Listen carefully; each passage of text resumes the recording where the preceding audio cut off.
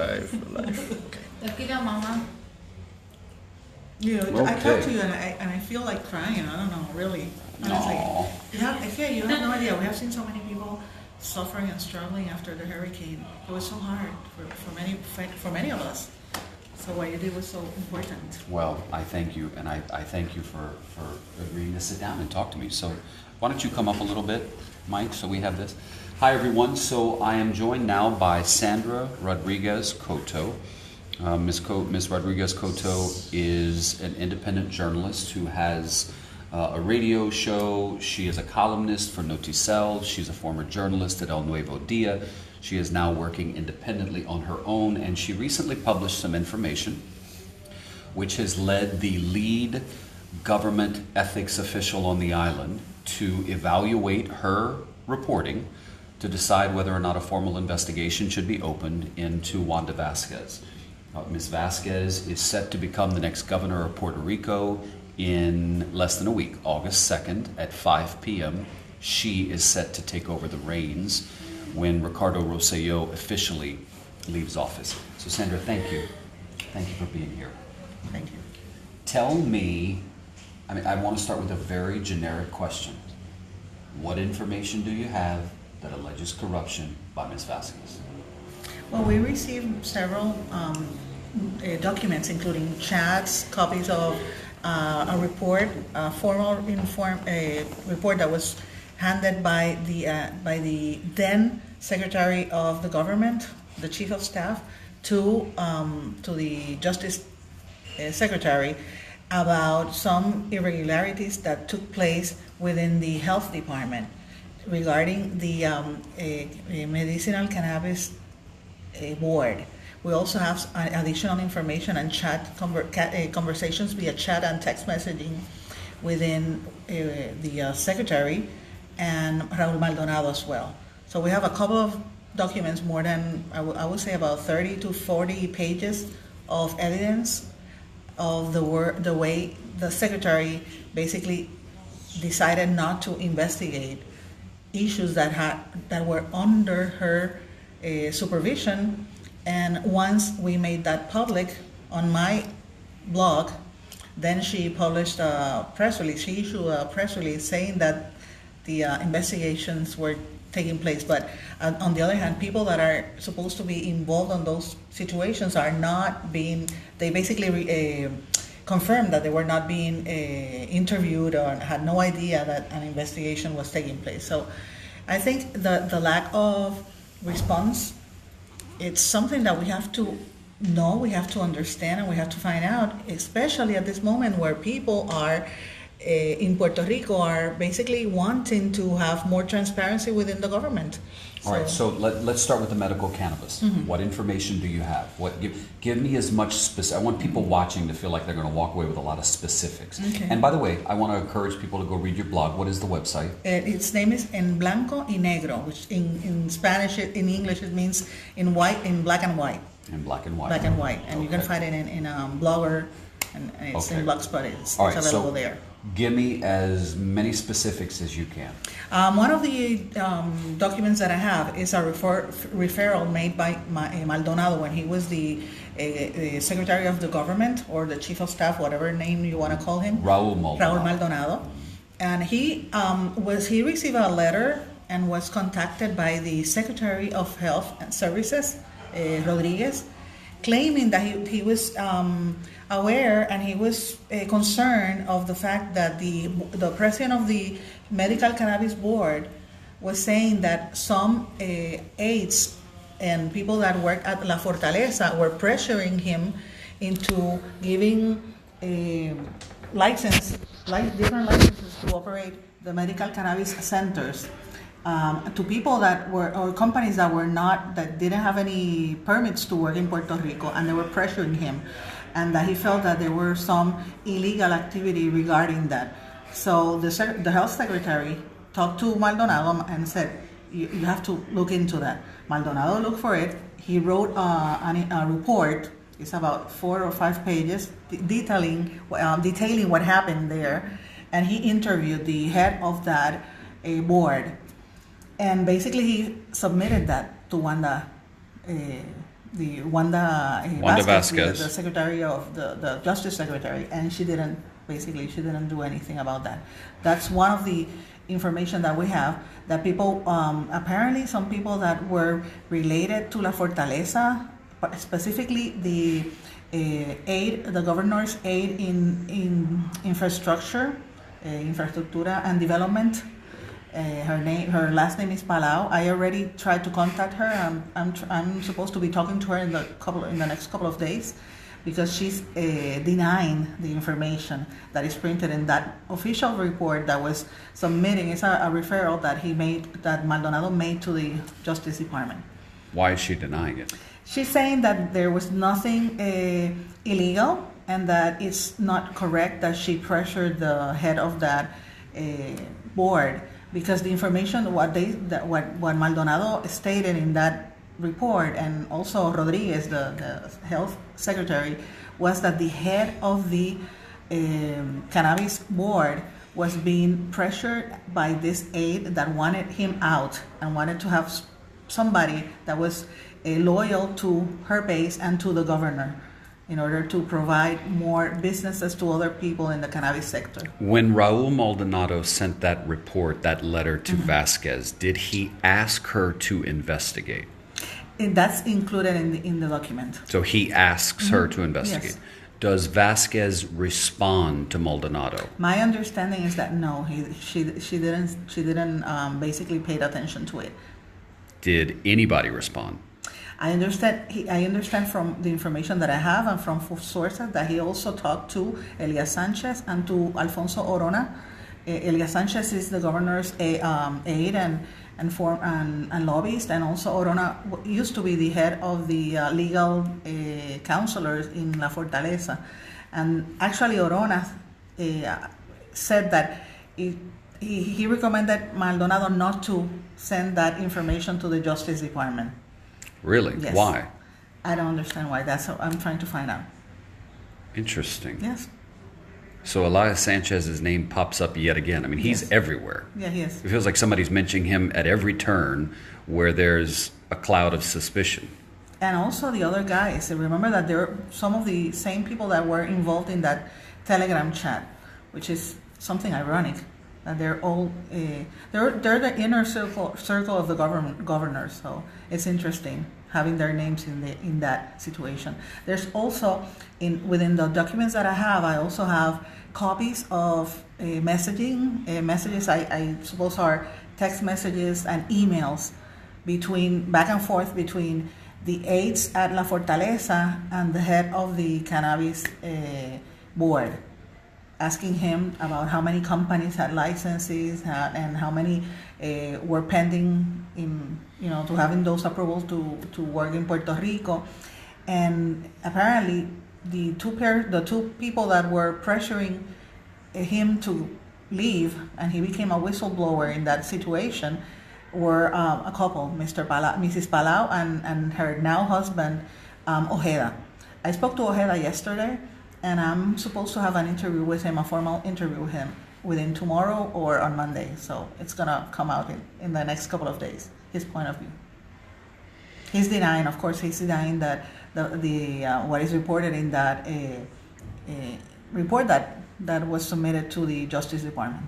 When you asked Ms. Vasquez, I assume you asked her for comment? I have called and I asked several times, and I publicly have asked for an interview with her, and basically she responds with a press release every time. Just for the record, we also have asked to interview Ms. Vasquez, and I think it was yesterday. I was told by her press secretary, she's not available today, but essentially we'll keep you in mind or something like that. Mariana Cobian. Yeah. So, okay, let's turn to the second piece of reporting that you have that involves trailers, hurricane relief aid. Tell us about that. Be as specific as you can.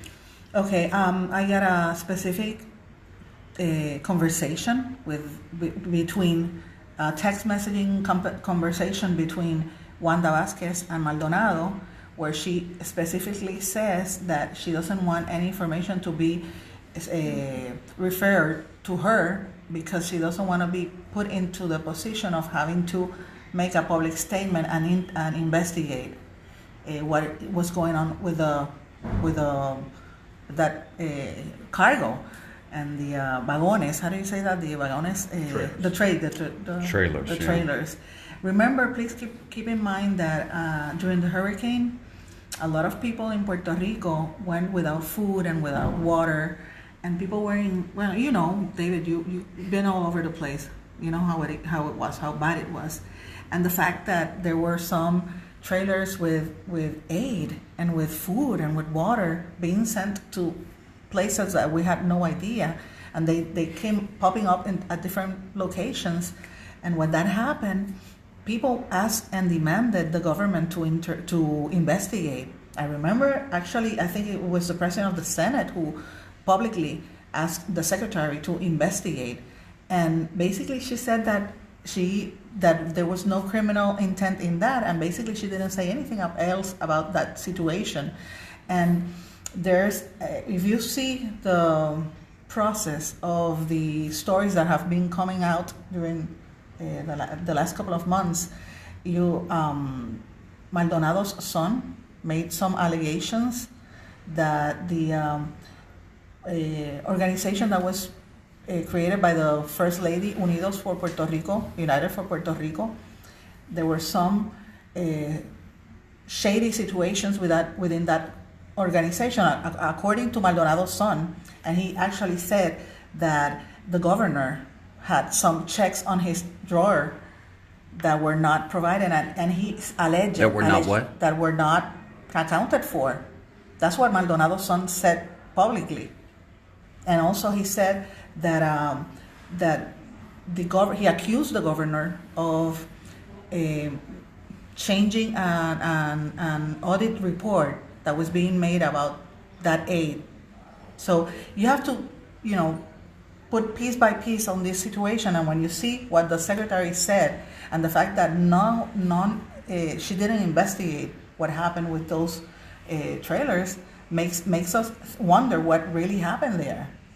So that's part of the situation. I mentioned that on the interview. The company, the government assigned the accounting company BDO, the one that is involved with the federal prosecutors, and when they were arrested, the head of that company was arrested. That company was ordered by the government to make an audit of those trailers that were appearing in different places in Puerto Rico. So if it's something that has to do with crime and criminal intent, why is the investigation, or why was that investigation put into the hands of an accounting firm and not the Justice Department? That's a basic question that one can make. So what's interesting, if just to sort of provide some more context, there were FEMA trailers that were found in, some of them were in Toa Baja, some of them were in Utuado, and these were trailers. And also the Federal State Elections Commission. Correct, as well. Which I actually went to and took a look at. So again, there were these trailers that were found on the island that FEMA had initially rented from Crowley. Those trailers had trackers on them. Each of these trailers that were mysteriously found, the tracking devices had been removed. Some of the trailers were empty, some of them still had supplies. We started asking questions of the government, and typical Rosselló administration, as soon as the media starts asking questions, they jump and they say, we're doing it. So they start looking into it, and they announce that they're going to hire an accounting firm to go through the process of figuring out where this is and where that is. And then we get, I believe it was Ms. Vasquez, was it not, who put out a statement after that, saying essentially no wrongdoing, blah, blah, blah. So that's just the context of that. And the fact that people are still upset when you talk about that, and you think about the fact that there are about 30,000 people with blue roofs on their houses at this moment. Still today. Yeah. You have to put that into context. That's why people were so angry. Have been so angry in the last couple of weeks. And you remember those water bottles that were found on the runway in Ceiba, of course. That we initially published, and FEMA said that they had given them to the government, and the government didn't make use of them, and so the bottles were left sitting out on the runway, and by the time they were found, could not be used. So I want to be clear about this, Sandra. You're reporting. You are reporting that essentially the Justice Secretary was asked in at least one case to investigate something, and she said, "Don't tell me about it because I'm going to have to investigate, and it's going to force me to do it, and I don't want to." That's what she basically said on that statement that I put out. The image is on my blog. You can look for it, and she basically said that to Maldonado. And when you see her response on her press release, she says that it was taken out of context, and she always came to say that this is a personal attack on her, and that we're trying to discredit her and to confront her. And I think that the right thing to do is to give us an interview and let us make the questions and answer those questions. Any other specifics that you have that I haven't asked you about? Well, the third one is about the pharmacy board. The head of the pharmacy board, he's also claiming that there were some funds that were supposed to be provided to the pharmaceuticals, the pharmacy... Pharmaceutical? Pharmaceuticals, and also the pharmacy... technicians also, that they have to pay for some licensing, and that fund it amounted to about $14 million, and all of a sudden the account went down one day after the other. It went about about $11 million were basically lost, and they asked for that information. That happened during the previous administration, the Alejandro Garcia Padilla's administration, and when this new government came into power, the Pharmacy Association and the board went and asked the new government to investigate, and the president said that he went to the Fortaleza, he went to the State Department, and that he personally went to talk to Vasquez, to follow up on that and ask her to investigate, and she never did. So they don't know where the funds went. What is this Vasquez lady's background? She used to be the women's la procuradora, like the women's secretary. She was in charge of the women's department in Puerto Rico, and before that, I think she was a prosecutor. She has always been involved with the politics in some sort of another political party. Anything else I didn't ask you that you would like to add? No, at this moment, that's the information that I'm just saying. I'm still investigating. I have more information coming the next couple of days, and I'm going to keep on investigating and try to see if she is willing to sit down with me and answer the questions. She hasn't done that yet, not only to me, to the rest of the media. Well, Sandra, thank you. Thank you. I appreciate you answering the questions, saying it to us in English. I try my best. I'm thinking in Spanish. That's my problem. You did a great job. I'm also looking into the next phase of the infamous Telegram chat as well, because I'm receiving information that there are 3 more chats, and I issued the first few pages of the chat when they basically. The first pages were the insults towards women and towards the LGBTQ communities, and to Ricky Martins, and even myself. I was part of that, and the media also was part of that. So I'm looking into that as well. And when you say you're looking into the face of it, what do you mean? The next phase. Oh, the next phase. Okay, got it. Okay. Of another additional Telegram. Do you know who leaked that chat? These chats? No, not really. But my sources, the ones that gave me the first few pages, are really credible sources. So I would never ask you to name your sources, but are these people who essentially betrayed the governor? Are these friends of the governor who betrayed him? No, I would not say that, but I have spoken to many people within the Fortaleza up to this moment. People are talking about what's going on within La Fortaleza. So there are a lot of people betraying the government and the governor at this moment. Are you certain that more text messages are going to be revealed, chat messages? That's what I'm trying to ask for. As I said, I know there are 3 different chats. And so far, we only have one. One. Those 889 Yes. pages are only one. Only one for about a 50-day period of time. And it's believed that there were how many days that they were doing this? The chat. Do we know how long? How many days? No, I have no idea. But we can think about more time. And I'm. Well, here, looking I forward. got to tell you what I think. I think this could go all the way back to the hurricane, because I'll tell you that when I was here, they asked me if I was on Telegram. Really? Oh yeah, because they wanted to communicate on Telegram, and I thought it was very interesting. Like, why don't we just communicate on text message? But that's how I did all of my communicating with government officials was on Telegram. You know what? Really, local journalists resented that time, David. The fact that the governor, all the press conferences, he started in English, and he basically talked to the U.S. and international media and not to the local reporters. He has been very, very disrespectful of the press, and he always talks about transparency and openness to the media, and that's not the case. And for me, that's a disappointment because I met the governor. We used to be in a political radio show as panelists. And I thought his thinking was going to be different. And once he got into power, the way he treated the journalists at that time, and specifically during the hurricane, was really, really bad. Well, that's one reason why I wanted to talk to you, highlight your work, highlight the work of the Center for Investigative Reporting, because the reason the governor is resigning is because of the work that has been done by you guys here on the island. So just want to make that clear to everyone. Thank you. There's a lot of people that are interested in that, and the fact that there's something else that I need to tell you about this. Okay.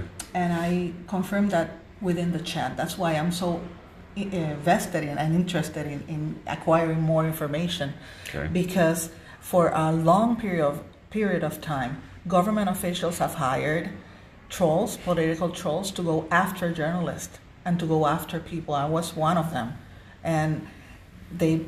More than insulting people and making questions, the fact that they went after personal accounts, in my case, they put it on Twitter, a photo of my house, my address, my home address. My house was robbed. Really? Yes, after I did some reports and I did some questioning to some of the top officials after hurricane about the death count. After I did that, the next day, my house was basically vandalized. And a couple of weeks later, they put a photo of my house and my address on Twitter. So, and you see, from the information that I have already found out, they have hired people and they pay with public funds people to do that.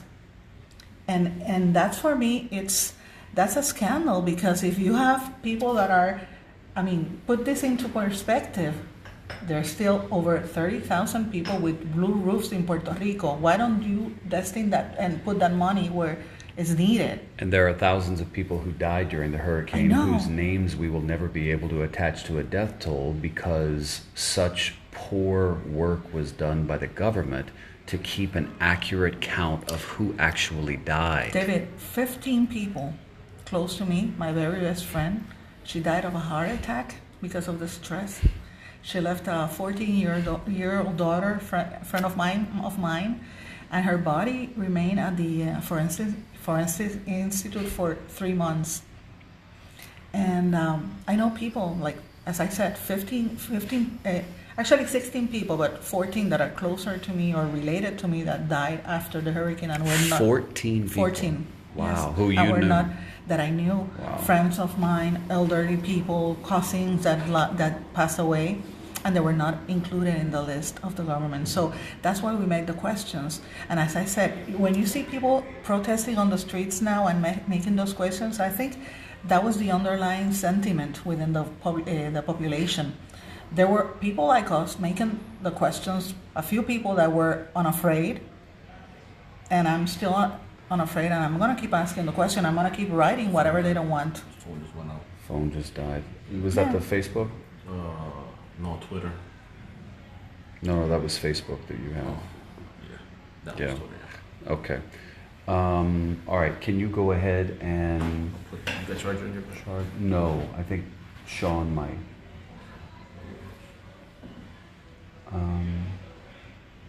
All right, so, anything else? No, it's okay. I'm gonna keep on researching and writing. And I know they don't like what I write, but I want to keep on doing it because the truth have to be uncovered. And I appreciate what other journalists are doing as well. Well, thank you for doing what you're doing. And I appreciate you too. Absolutely. Thank you. Thank you very much. So nice to meet you. Finally. Nice to meet you. Finally. All right, thanks everybody. Stay tuned. You have no idea how many people have made fun of me